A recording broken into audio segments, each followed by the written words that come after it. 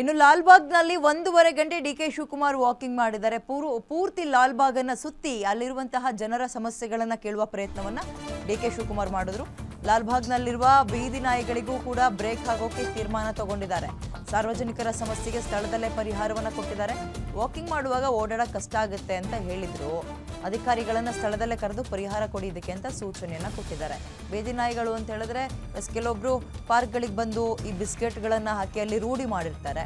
ಅವು ಕೆಲವೊಂದು ಸಲ ಅಟ್ಯಾಕ್ ಮಾಡುವ ಸಾಧ್ಯತೆ ಇರುತ್ತೆ. ಹಾಗಾಗಿ ಇವುಗಳಿಗೆ ಏನಾದರೂ ಒಂದು ಪರಿಹಾರವನ್ನು ಕೊಡಿ ಅಂತ ಕೇಳಿದ್ದಾರೆ.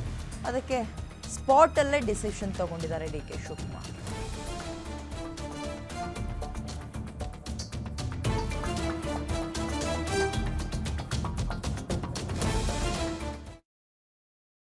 ಅದಕ್ಕೊಂದು ಕೇಜ್ ಮಾಡಿ 50-50 ಅರ್ಧ ತೆಗೆದು ಒಳಗಡೆ ಬಿಟ್ಟು ಈಚೆ ತೆಗೆದು ಏನಾದ್ರು ಮಾಡಕ್ಕಾಗ್ತದ ಅಂತ ಈ ಪ್ರಾಣಿ ದಯಾ ಸಂಘದವರು ಇಲ್ಲಿಂದ ಎತ್ಕೊಂಡೋಗಿ ಅದನ್ನ ಇದನ್ನ ಮಾಡಕ್ಕೆ ಬಿಡಲ್ಲ. ಅದೇ ಆದಂತ ಒಂದು ಕಾನೂನು ಇದೆ.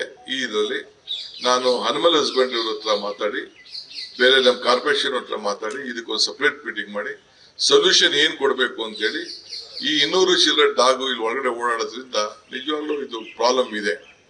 ಇದಕ್ಕೆ corporation I think both of you will work out a plan for this. ಅವ್ರೊಂದು ಸಜೆಷನ್ ಕೊಟ್ಟಿದ್ದಾರೆ. ಒಂದು ಜಾಗ ಮಾಡಿ ಅವನ್ನ ಕೂಡಾಕಕ್ಕೆ, ಅವ್ರಿಗೆ ಊಟನೂ ಹಾಕಿ ಏನೋ ಒಂದು ಮಾಡಕ್ಕೆ ಅದೊಂದು ತೀರ್ಮಾನ ಮಾಡಿ.